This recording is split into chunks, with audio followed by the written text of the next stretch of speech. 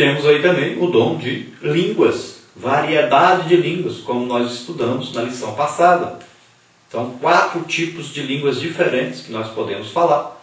Tem a linguagem de oração, de intercessão, como está em Romanos 8, gemidos inexprimíveis. Tem a linguagem que você recebe no dia que é batizado com o Espírito Santo, a linguagem de oração, que fica com você a vida inteira.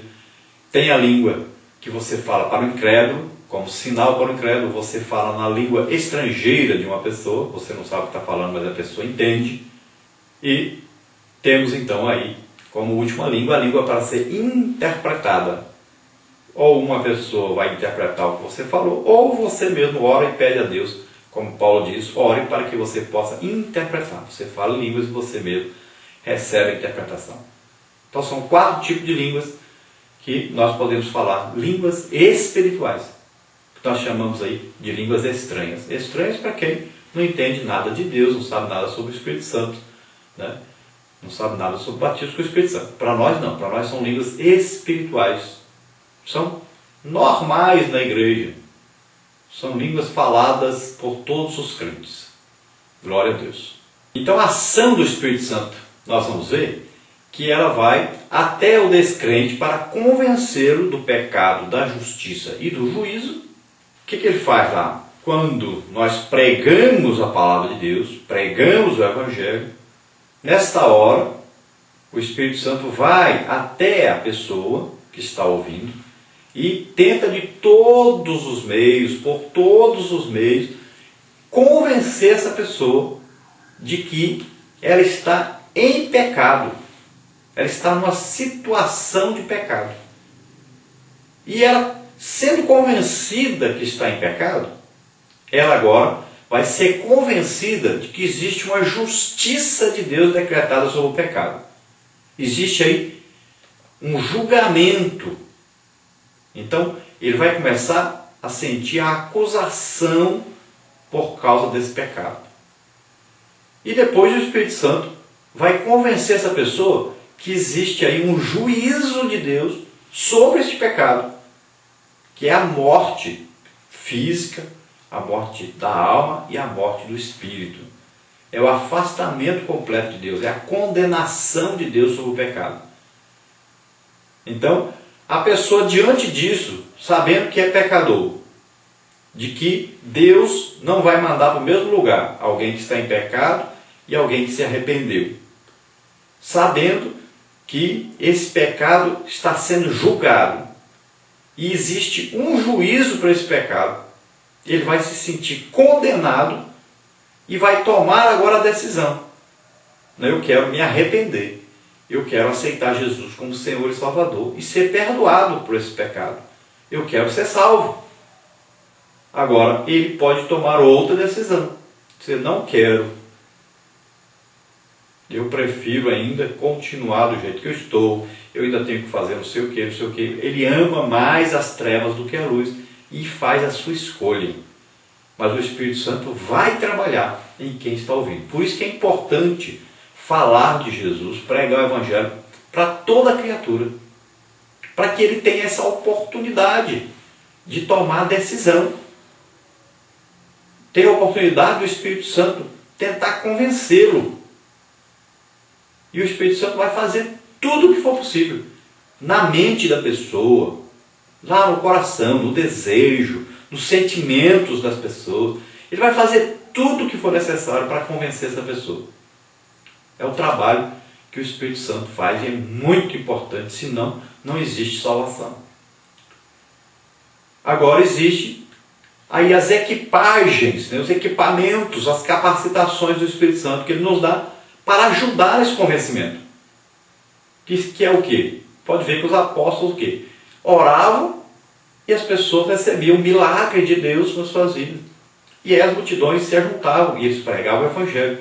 Então é o quê? Mais uma ajuda, mais um equipamento para convencer as pessoas.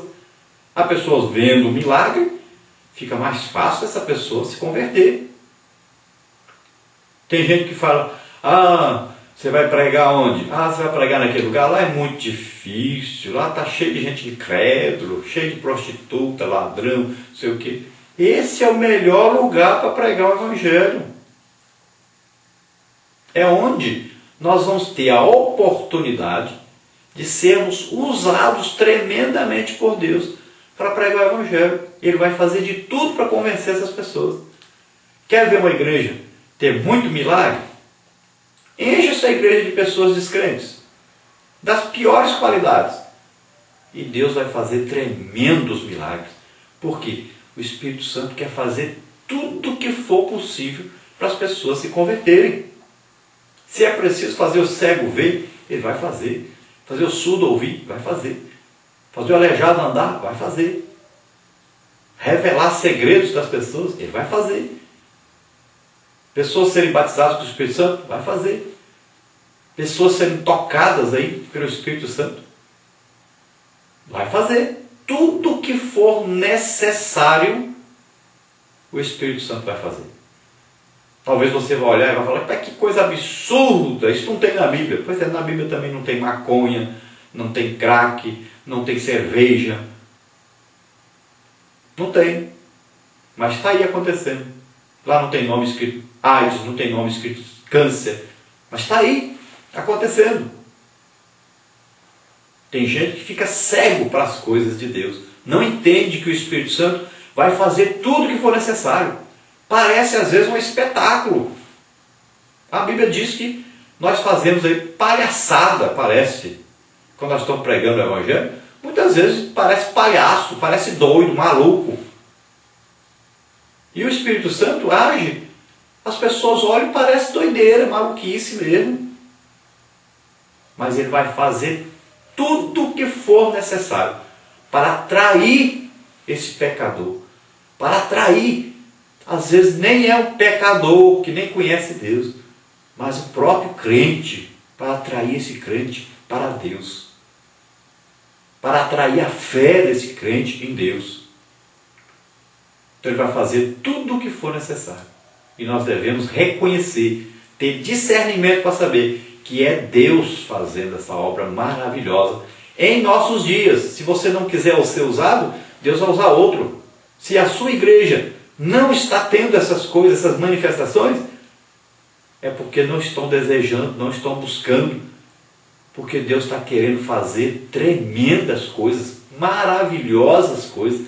Deus está dando poder para o homem na atualidade para fazer coisas extraordinárias, coisas tremendas, e você tem que participar disso. Não adianta depois, quando você estiver morrendo, e dizer, por que eu não acreditei, por que eu não busquei, por que não fui usado, perdi, a minha geração passou. Não adianta mais se lamentar. Tem muitas denominações hoje se lamentando do tempo que perdeu. Quantas vezes o Espírito Santo ofereceu um avivamento e perderam por causa de religiosidade, teimosia? Quantas? Inclusive a que se diz a maior no Brasil, a denominação que se diz aí ter a maioria dos brasileiros, inclusive essa, Deus, o Espírito Santo esteve lá oferecendo um grande avivamento. Muitos conheceram a verdade, pegaram na Bíblia para ler, largaram rezas, imagens, largaram tudo isso, começaram a ser usados por Deus, mas voltaram à idolatria, voltaram ao pecado, perderam a chance, a oportunidade que o Espírito Santo estava dando a eles. E assim, várias denominações evangélicas estão do mesmo jeito. Estão perdendo a oportunidade. Nós estamos vivendo uma geração onde coisas tremendas, extraordinárias, maravilhosas estão acontecendo. E a maioria prefere fazer de conta que não é com eles, que não está acontecendo agora. A maioria ainda fica sentando-se atrás de mesas e procurando meios de provar que isso não é de Deus, de arranjar desculpa para que na igreja dele não aconteça isso, por que não acontece. Ficam atribuindo a Satanás as coisas que Deus faz, pecando contra o Espírito Santo, blasfemando contra o Espírito Santo, por incrível que pareça. Então aproveite a sua geração, aproveite a sua época, é agora, entre nesse mover do Espírito Santo. Você, professor, pare de dizer, na Bíblia não tem isso, mas a Bíblia está aí cheia de milagres, maravilhas, manifestações do Espírito Santo que não está acontecendo na sua vida, professor. Você ensina, ensina, ensina e não pratica. Você fala sobre as coisas, mas você mesmo não pratica. Não acontece com você. Você está perdendo a credibilidade junto aos seus alunos. Os alunos estão indo embora, sua classe está diminuindo. Pratique, ore mais, jejue, interceda, busque. O Espírito Santo está aí pronto a te ajudar. Se você se entregar, se você desejar, se você conversar com o Espírito Santo e dizer para ele, eu quero ser usado, eu quero um milagre acontecendo na minha vida, eu quero ser instrumento de bênção para as pessoas, eu quero orar pelos meus alunos e eles receberem o batismo com o Espírito Santo, receberem dons, eu quero orar para o enfermo e ser curado, eu quero expulsar demônio, eu quero fazer a obra de Deus, eu quero evangelizar, me usa, e ele vai te usar poderosamente. Nós temos nos espantado com os currículos que nós temos visto hoje. As pessoas estudam tanto, têm diplomas de até divindade. Pessoas aí, mas muito estudadas, com muitos títulos, muitos anéis no dedo, diplomas e mais diplomas. Experimente bater um diploma desse na cabeça do endemoniado, vê se o demônio sai. Preferimos um professor cheio do Espírito Santo do que um muito inteligente que sabe exegese, que sabe aí toda aí os originais, né? Sabe muito sobre a Bíblia, mas não sabe nada do Espírito Santo. Não tem nada de reino espiritual na sua vida. Os alunos precisam de contato com Deus. Precisam de revelação da palavra de Deus. Ore, professor, ore muito. Busque a presença de Deus na sua sala de aula. Busque a presença de Deus na sua igreja. É urgente. Já tem gente por aí que só falta colocar o título de vice-deus. Então vamos aí, numa época que as pessoas aí, apóstolo tal, já tem patriarca tal, daqui a pouco já é vice-deus tal. Onde vai parar isso? As pessoas querem ser superiores aos outros, maiores que os outros. Jesus se assentou na mesa e disse, olha, no reino da terra, no reino material, no reino dos homens, quem se senta aqui na cabeceira da mesa é o tal, é o dono, é o Senhor, todos vêm servi-lo. Agora, no meu reino, o reino de Deus, o rei do reino de Deus é Jesus. E ele disse, olha, no meu reino, no reino de Deus, é diferente. Aqui, o maior é aquele que é menor, é que serve os outros. Quem for maior, se faça o menor. Sirva as pessoas. Você não está aqui para ser servido, mas para servir. Os apóstolos eram apóstolos, mas é eles que andavam pela rua, com o povo atrás. É eles que ministravam, batismo com o Espírito Santo, cura, expulsavam demônios, pregavam o evangelho em toda parte. É eles. Eles não deixavam isso para os outros fazer, não. Eles mesmo iam fazer. E assim os outros aprendiam a fazer e iam fazer também. Hoje nós estamos assistindo aí uma época terrível na igreja, onde líderes só querem ver os outros fazer. Só designam, vai você fazer, vai você fazer, vai você fazer, e ele não faz nada. A única coisa que ele faz é contar o salário no final do mês. Que coisa tremenda que está acontecendo na igreja. A falta de exemplo na igreja está terrível. O líder é o exemplo para as suas ovelhas. O professor é o exemplo para os seus alunos. O professor tem que estar evangelizando, tentando de toda maneira ganhar almas. O professor tem que ser cheio do Espírito Santo, tem que orar todo dia. O professor tem que falar em língua todo dia. O professor tem que ter dom do Espírito Santo.